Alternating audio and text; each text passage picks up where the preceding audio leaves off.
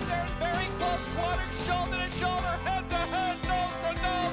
Treehouse Overture of Captain Budget. Oh, it's close.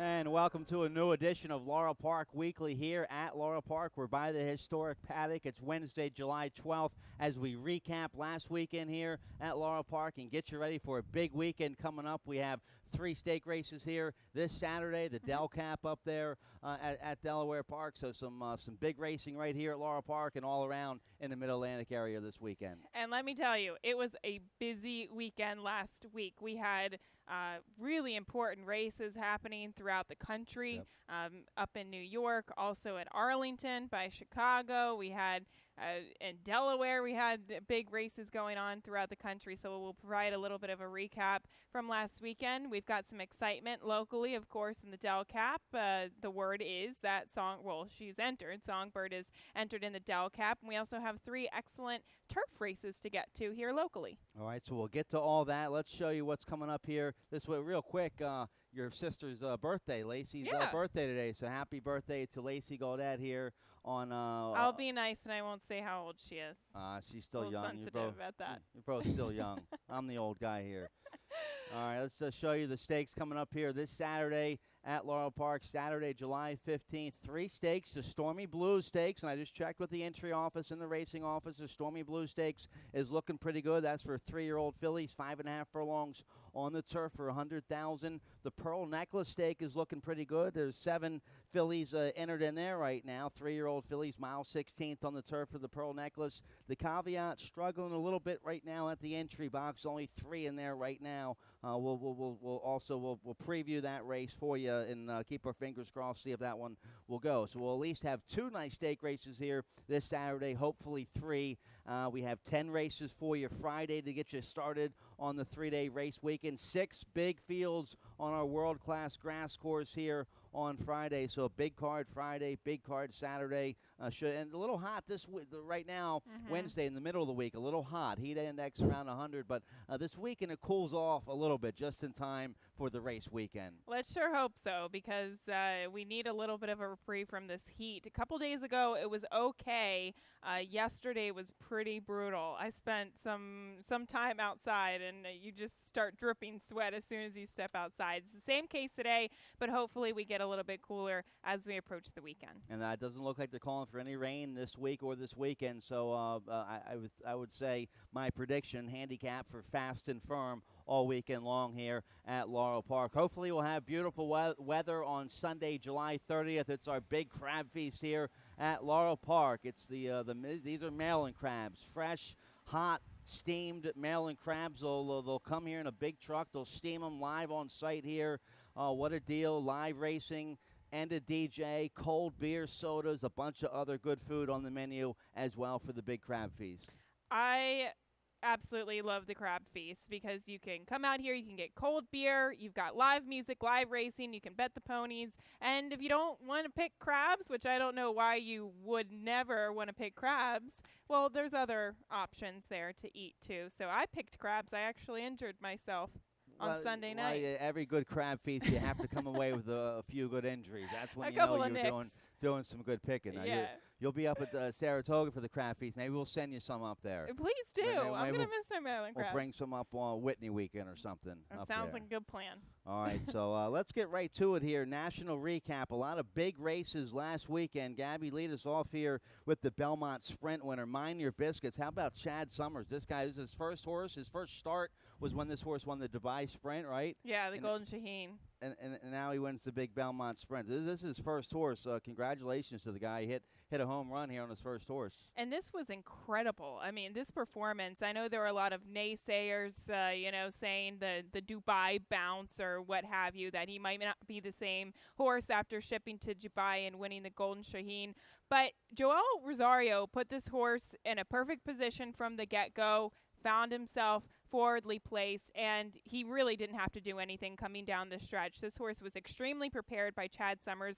Chad was also extremely confident going into the race and saying that, everybody else is going to have their running shoes on because this horse is just getting better and better, and that is what we're seeing. He is undoubtedly the top sprinter in the country and arguably one of the top sprinters in the world, especially with his victory in the Golden Shaheen and then with that comeback victory in the Belmont Sprint. And obviously that is a win in, you're in. So Chad already saying we're packing our bags. Look for us at Del Mar for the Breeders' Cup. But in the short-term future, they are pointing for the Grade 1 Forgo that will be run on Traverse Day. So he likes Saratoga. I believe he won the Amsterdam last year too. So he's just a horse that's getting better with age. Easy game for Chad Summers, right? First horse, he wins the Dubai Sprint, the Belmont Sprint, and he'll be the favorite in the Grade 1 Forgo up there on Traverse Day. That's almost a bad thing, though, right? You just set yourself up for disappointment. Well, you got to learn how to lose in this game as well as learn how to win. He's learning how to win right now. It's a lot of pressure, too, and he's doing a nice job with a very nice horse at the top level against Grade 1 company. So mind your biscuits, top sprinter in the world right now. Let's talk about the Suburban, the big feature for older horses last Saturday up there at Belmont, and Shaman Ghost, our Pimlico Special winner, was in there. He was the favorite, but a tough field. How about Keen Ice, who beat American Pharoah a couple years ago? Keen Ice also in the Suburban. And believe it or not, Stan, that was the last time he won when he beat American Pharoah in the Traverse. So it's been a while since he's found the winner's circle. He was 5-1 there. I believe he might have been third or fourth choice in there as Shaman Ghost was your heavy favorite. And it was a slow pace. You can see the fractions up there, 25 and change, 50 flat for the half.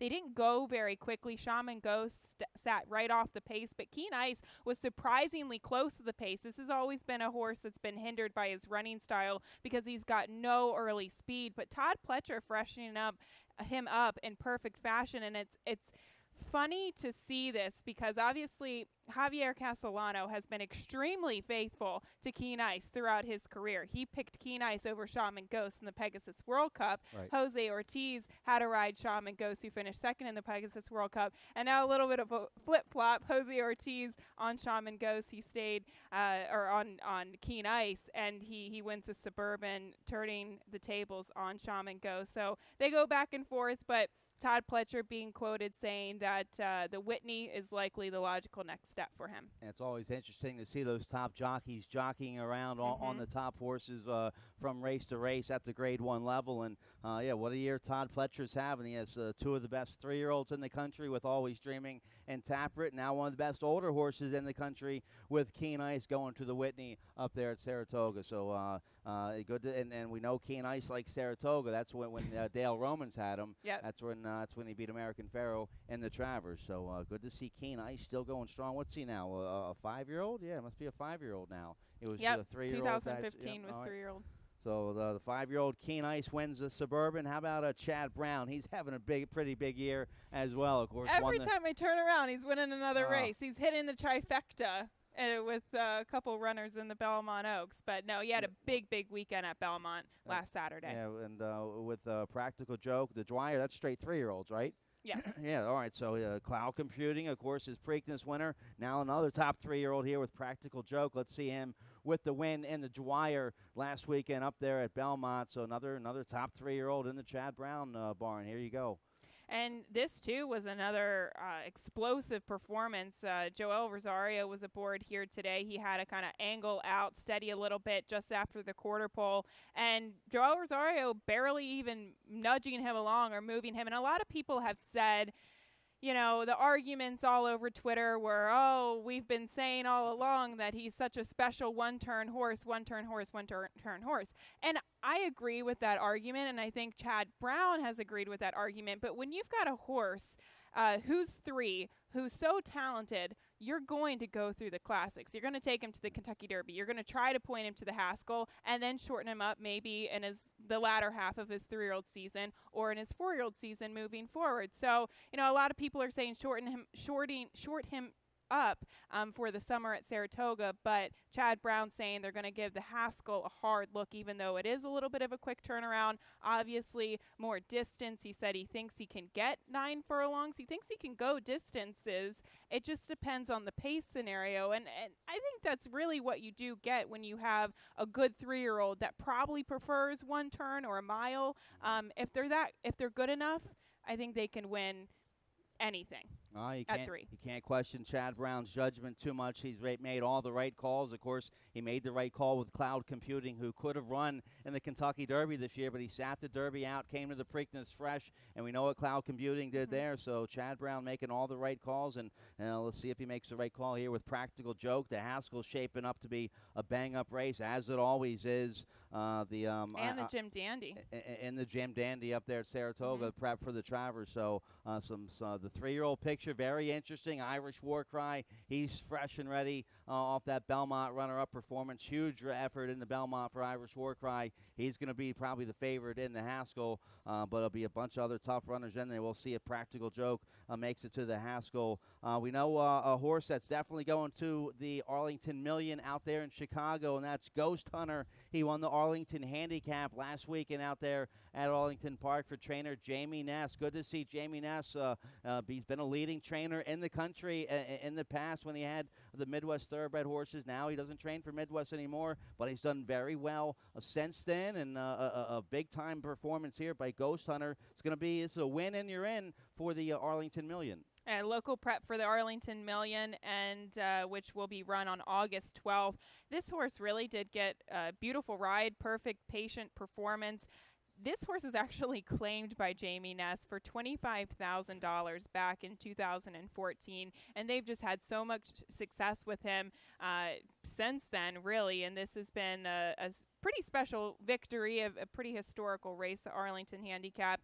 I will say the 2 favorites in there did stumble out of the gate. They kind of had early trouble, but a perfect trip for Ghost Hunter, and we'll root for Jamie Ness if he does show up in the Arlington Million. Yeah, he won a race, I believe, here last summer on the grass here at Laurel Park. So Ghost Hunter in top form. He's going to the Arlington Million. For our guy, Jamie Ness, been around here in the Mid-Atlantic area for a long time. The Delaware Oaks for 3-year-old fillies, that was last Saturday. You have the Delaware Handicap for filly mares this Saturday. Let's show you It Tis Well, your Delaware Oaks winner last weekend up there at Delaware Park. It Tis Well, and I think Jerry Hollendorfer definitely likes to spend some time in Delaware, as he's had a lot of success in the past with both the Delaware Oaks and the Del Cap, which will be run next weekend. But this was a handy little performance, and she came into the race with loads of credentials. She was bet down to 80 cents to the dollar. She won the Grade 3 Honeybee. She finished 3rd behind Unique Bella in the Santa Anita Oaks, and then Summertime Oaks she ran in, and then finally getting another Grade 3 score to her name in the Delaware Oaks. And we'll see Jerry Hollendorfer back in town next weekend. For the Del Cap? Yep. With who? Not Songbird. Songbird. Hollendorfer? Okay, I get all those big California trainers out there confused. Hollendorfer, Mandela. You worried me. We're talking about the Arlington Million, so maybe I'm thinking about Ron McAnally, the trainer of John Henry. I get all those big West Coast trainers confused out there. It's hot out. It's technically our Monday morning. I'll give you a pass here. All right, Hollendorfer, the trainer of Songbird. Okay, it'd be the heavy favorite in the Del Cap. Yeah, it'd be a nice 1-2 punch there for Hollendorfer. Now, the question is Songbird the same filly as she was last year? Is she the same filly since she got beat by Beholder in the Breeders' Cup race last fall? That's a fair question, watching the Ogden Fibs last time out, and we'll get into that race momentarily, but I don't know if she needs to be. I don't know if this older mare division is really, really as tough now with Beholder out of it. We'll get into that conversation when we preview the Del Cap. All right, let's get a quick commercial break. That was your national recap. When we come back, we'll talk about some nice local wins last weekend here at Laurel Park. Some nice, good-looking wins, horses you should keep an eye on. We'll do the local recap when we come back.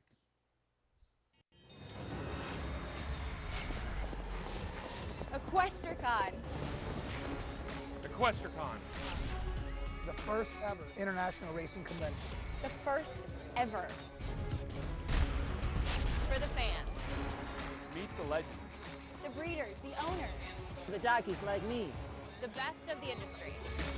Come celebrate racing at EquestriaCon.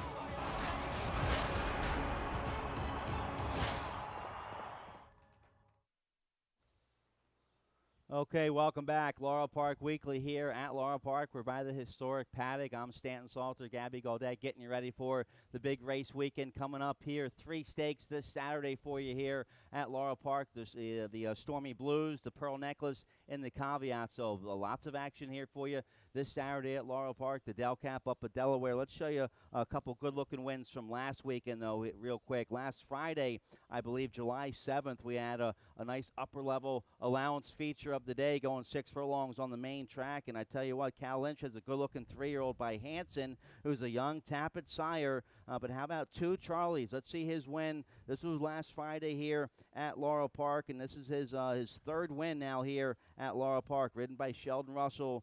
2 Charlies, a good-looking 3-year-old in good form right now for trainer Cal Lynch. And 2 Charlies has always shown a lot of talent, even from the get-go. He was second in the James Lewis behind El Reeb, who is one of Cal Lynch's top 3-year-olds. And I know they've tried to stretch 2 Charlies out in distance on multiple occasions. And like we said at the top of the show, you want to try to do that when you have a good 3-year-old in the barn. So I do think now cutting back in distance from the 1.70 to the 3/4 last weekend just had him so fresh and so ready to go. And that was an impressive performance. So I could probably foresee them sticking to the sprint distances moving forward. And that was a 2 other than, so where they go after that, either a 3 other than if they can get one to go, or maybe a little stake race for straight 3-year-olds going 3/4. I could see 2 Charlies against Stakes Company, so that was a nice allowance feature last Friday. We had a bunch of nice races last Friday. We had a nice first level allowance contest going 6 furlongs on the main track, and I tell you what, trainer Mike Trombetta has a good-looking 4-year-old. It's the Journey, a Maryland bred by Mineshaft, out of a Forest Wildcat mare, bred and owned here in Maryland by R. Larry Johnson. This was his 2nd win in a row. He before this win, he beat a nice field of Maryland-bred allowance company, and then comes back and just demolishes an open allowance field here in a fast time that went 109 and 3, I believe, for the 3/4. Alex Centron was aboard. It's a Journey, a good-looking 4-year-old Maryland bred for Mike Trombetta. Absolutely. This was a good performance. We saw a couple of outsiders come into town, like Riverdale, who was coming out of an okay performance against Allowance Company at Belmont. He was your clear-cut 2nd choice, but It's the Journey took late money, went off as the even money favorite, and he delivered. All right, so keep your eye on It's the Journey. Also, last Friday, I believe I have my dates right. July 7th was last Friday. Yeah, the 8th was Saturday. Don't ask me. I don't even. The only reason why I know what day it is today is because I must, because it's my sister's birthday. Yeah, you can't forget that. Can't forget that. Yeah, that was last Friday. Race 2, maiden 40,000, going 5 furlongs for 2-year-olds, and a good-looking Maryland-bred 2-year-old by Stroll wins first out for trainer Wayne Potts. Here's Stroll Smokin' by Stroll out of a Smoke Lacken mare, bred and owned here in Maryland by Barack Farm. Gets a good ride from the apprentice Jen Miller and wins first out for trainer Wayne Potts. And this just seems like a common occurrence here. The same type of recipe keeps showing up, in that these 2-year-olds for Wayne Potts take crazy early money. They float up, they shoot out of the gate before anybody, and then they just wire the field. And that was the case with Stroll Smokin'. Took a lot of early money. She was going around the far turn, right? Yep, exactly. So just, moving forward, when you see Wayne Potts 2-year-old open up at like 1-2, I'd go to the windows even if it does go off at 5-1, 6-1. All right, seems like a good angle. So good-looking 2-year-old Maryland bred for Wayne Potts there. Stroll Smoke, another nice win last Saturday here at Laurel Park. Our allowance feature of the day for Philly and Mares, 5.5 furlongs on the turf, and that's a nice claim here for owner Toby Roth, longtime Maryland owner Toby Roth. He claimed Northern Eclipse for $16,000 last November, knowing she's a turf specialist. He gave her the winner off, and now she's been back here since early May. This is her 2nd win since coming back off the layoff. Trainer Hugh McMahon has a nice turf sprinter here with Northern Eclipse. She had to break from the 1 hole, and didn't matter. She still wins here with J.D. Acosta aboard. And this was a good performance, too, because she was coming out of a tough defeat pretty quick turnaround, too, in the M. Tyson Gilpin Stakes where she made the lead, and she just seems like such a versatile mare. She made the lead against Stakes Company in the start prior. She closed from off the pace in this particular race, so very versatile. She managed to work out a trip from the rail post, so she's agile, versatile. She's everything you want to have in a turf sprinter, and good to see J.D. Acosta back in town. I didn't exactly know where he was, but he was at Canterbury for a while. I thought that he was just riding a lot at Charlestown. He was riding at Canterbury for a while, and now he's back in the Mid-Atlantic, so good to see that, and good to see him getting off to a good start. Yeah, former leading rider here in Maryland. Yep. He's a graded stakes winner, I believe, here in Maryland. Won the General George and I think also the Barbara Fritchie 1 year for trainer Chris Grove. So, yeah, good to see J.D. Acosta back in Northern Eclipse. Nice claim by owner Toby Roth and trainer Hugh McMahon. She's in good form right now. Let's get a quick break. When we come back, we'll talk about the Delaware Handicap with Songbird up there at Delaware. Also, 3 stake races this Saturday here at Laurel Park. So all kinds of action coming up this weekend. We will preview all that when we come back.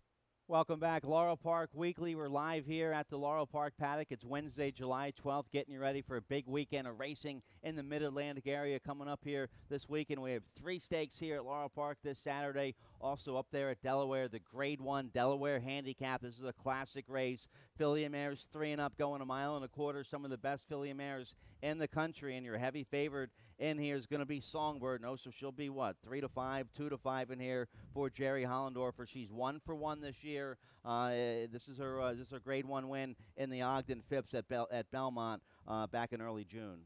I believe this might be the Breeders' Cup, actually, because that looks like Beholder just to her outside. So we'll start off with the Breeders' Cup to Staff, and this was the only loss to Songbird's record. And look at how tenacious she was, Stan. I can remember standing on the rail watching this race unfold, and it lived up to every expectation that everybody had going into the race. And I can remember even Mike Smith coming back after the race and doing what he did to Songbird after every single victory, pointing her in, standing her into the infield, taking her by the crowd, let the crowd cheer her name. She didn't really know that she lost because it was such a narrow defeat. But since then, her first race coming back off the shelf was in the Ogden Fib, so we'll show you that performance. And I think this had a lot of people sweating coming down the stretch. And this is a perfect example, though, Stan, of a excellent rider knowing their horse. Mike Smith knew that he had enough left in the tank to beat paid-up subscriber to her inside. Didn't really ask her for much coming down the lane, but this was a very workmanlike victory. A lot of people thought that she would probably win bigger than this, and she only got a 97 by her speed figure, where she was running into the 101, 105s prior to the layoff. So your thoughts of Songbird's Ogden Fibs, and do you think she is going to have the same type of season that she did as a 3-year-old? Well, just looking at the field here for the Del Cap this Saturday, it's a Grade 1, 6 filly mares in there. She's going to be about 1 to 9. Yeah. I mean, who's in here? Honestly, you have Weep No More for George Arnold coming out of graded stakes races. The Martini Glass is in good form against Starter Allowance Company, a good second in the stake at Delaware last out. She also kind of looks like Lone Speed. I mean, I don't think Line of Best Fit is fast enough to go with her, and does she want to go with her? I think that just might. Maybe Line of Best Fit pulls off the upset for our guy, Kieran McGee. She's won 2 in a row. That was a nice against 3 other than Allowance Company up there at Parks. Maybe Line of Best Fit with Edwin Gonzalez and Kieran McGee pulls off the upset. I don't know. I don't quite see it. I think Songbird, if Lineup Best Fit decides to go with Songbird, she might just run her into the ground early and maybe set up for a stalker or closer. Worst case scenario. But I think this is a perfect spot for Songbird. And you brought up the question before we went to commercial break: is she the same horse? Like I said, I don't think she really needs to be. I mean, Beholder was in this division last year. It was a stronger division probably a year or two ago. What is she really going against? I think paid up subscribers very good for Chad Brown, who finished second to her in the Ogden Fibs. Karina Mia really hasn't been putting the same races that she did in last year for Belmont. So she's just dominating this division. And this is a very interesting race, the Del Cap, for both trainer and owner, right? Rick Porter with Fox Hill Farm and Jerry Hollendorfer. Jerry Hollendorfer actually beat Rick Porter with Havre Grace with Blind Luck in the Del Cap. And, if you can't beat him, join him, I guess. I think Mike Smith even rode Drossel for Fox Hill Farm, too. So it's a pretty cool historical race in terms of the connections. I think the Ogden Phipps was probably a little tougher field than the Del Cap. So she'll be tough to beat. I mean, she'll win. She'll win. She'll be 1-9, and best of luck to the connections there for Songbird in the Del Cap. So that's the big Grade 1 up there at Delaware Park this Saturday. How about the 3 stake races we have for you this Saturday here at Laurel Park? Let's start with the Stormy Blues. Hopefully there'll be a big field in here. 3-year-old fillies going 5.5 furlongs on the turf in the Stormy Blues. Let's talk about Morticia. Morticia is in the race here for trainer George Arnold. Here's her last win. This was down at Belmont. Her last win, May 20th, up at Belmont against Stakes Company. This was her second stakes win this year. So a 2-time stakes winner here for trainer George Arnold. She's a 3-year-old filly by Twirling Candy. She was forwardly placed, sat second early on here in this win, then gets up to win by a nose. So she has enough speed. She can go right to the front or have a nice stalking trip. She wins a dogfight there. Morticia looks like one of the fillies to beat here, I think, in the Stormy Blues for George Arnold. I think she'll be the heavy favorite because the only other horse that's in here really could be the Bodie's Dream getting to the turf for the first time. Deer Valley's coming out of a nice victory out of town at Monmouth for trainer Tom Proctor. But Morticia, if you look at the running lines and who she's competed against, I think it just might give her an advantage. She was second against La Cornell, 2 starts back. La Cornell going over to Royal Ascot and running over there. She's a pretty talented turf runner. And we also saw last time out she beat Lull, who ran the Breeders' Cup last year for Christophe Clement and Bellevue. So I just think that she's beaten maybe a touch better in there. So I guess the question is cutting back to 5.5 furlongs. She's or not really. I mean, she won last time out at 7/8, but she's been affected at the flat 5 furlong. So maybe her main foe could be Bodie's Dream, who it says she's entered in here. She's nominated under the trainer of Anthony Margada. I remember last seeing her being trained by Todd Pletcher. Same ownership, though.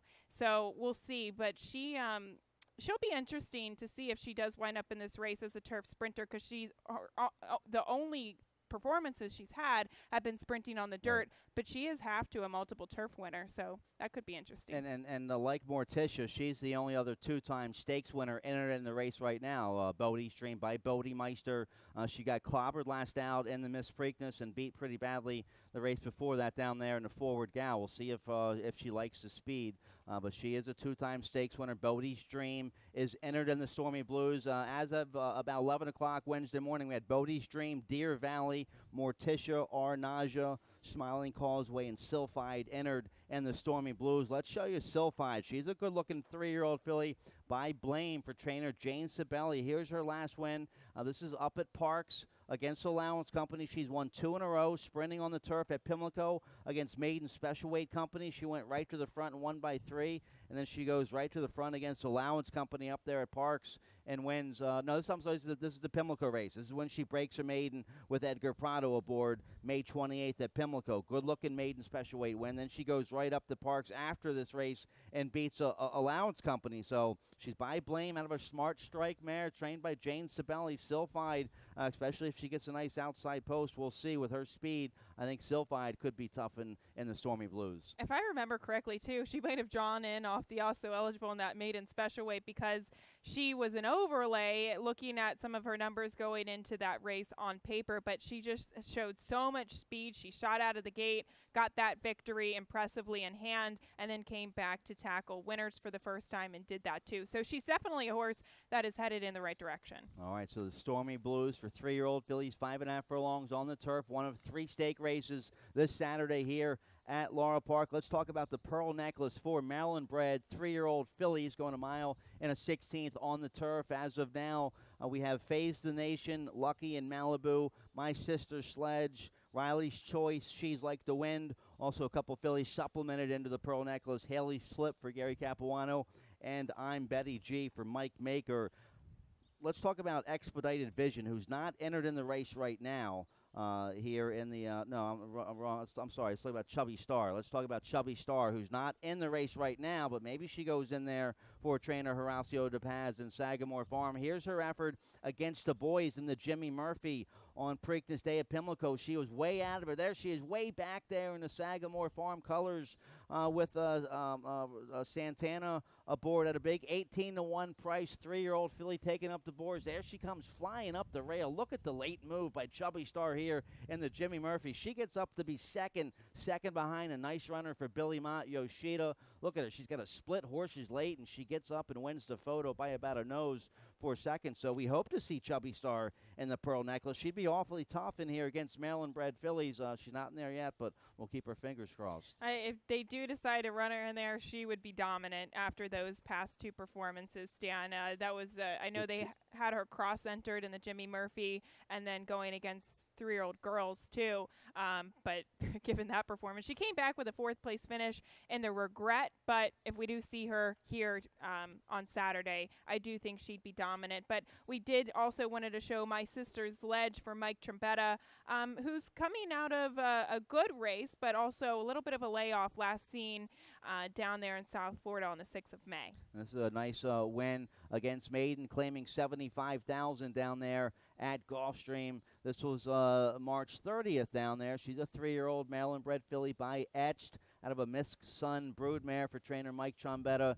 She was the favorite here in this field. After this maiden win at Gulfstream, she had a couple months off. She had come back in the Honey Rider, an okay 4th down there at a big 21-1 price. So against Maryland-bred fillies, she definitely fits here. The Trombetta barn, as usual, clicking along at a pretty nice pace this summer. And the advantage with her is that we have other fillies in here like Phase the Nation. She's primarily a sprinter.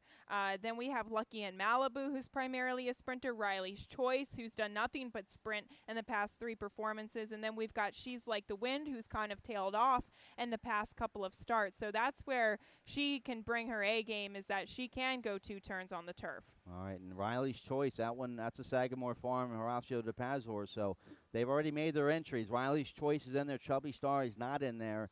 But My Sister Sledge, who we talked about, going to be tough to beat, I think, in there against Maryland Breds for Trombetta. How about Lucky in Malibu also for Gary Capuano? She had a nice allowance win last out late June here at Laurel Park. Let's see, no, she's 0 for 6 on the grass, so she's just I guess maybe Trombetta taking a shot here against Maryland Breds. Yeah, for sure. I think Lucky in Malibu is a little bit better at sprinting on the dirt, but when you get a race like this coming up and you've got a horse that potentially could show speed on the turf, that's always a threat. Okay, let's talk about the other Maryland Bred stake this Saturday. We hope this race goes. The Caveat Stakes for straight 3-year-old Maryland Breds, a mile and a 16th on the turf as of about 11 o'clock Wednesday. Only 3 entered in there, so the racing office working hard trying to get this race to go for Maryland Breds. Let's talk about a couple horses that are in here. Expedited Vision is nominated to this race for trainer Phil Schoenthal. Expedited Vision, a 3-year-old Maryland bred by Hanson, and this is a nice win. 624 against Allowance Company, June 24th here at Laurel Park against Allowance Company. This was after the debut win against Maiden Special Weight Company, and then facing Allowance Company late June here. This horse, this gelding just blows the field away. So 2 for 2. The debut win was on the turf. This is on the dirt here. We'll see a Spy out of a Sky Mesa mare. So she's not in. He's not entered in the race yet. I guess Schoenthal trying to decide if he can go the 2 turns in this race. That's the key, is the 2 turns, right? Because he only has 2 races underneath of his belt sprinting, and he's going to have to carry that speed going a mile and a 16th. But to me, he looks like a very versatile horse. He won first time out sprinting on the turf.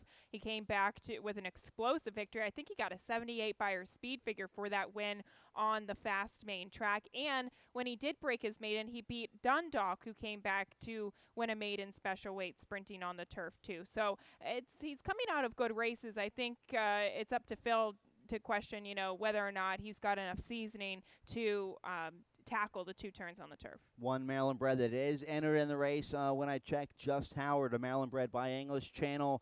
This one for Skedaddle Associates, bred here in Maryland by Howard Bender, trained by Graham Motion. Just Howard, he was knocking on the door for a while against Maiden Special Weight Company. He ran a bunch of good races, and here he puts it all together with Alex Cintron aboard at Pimlico late May against Maiden Special Weight Company.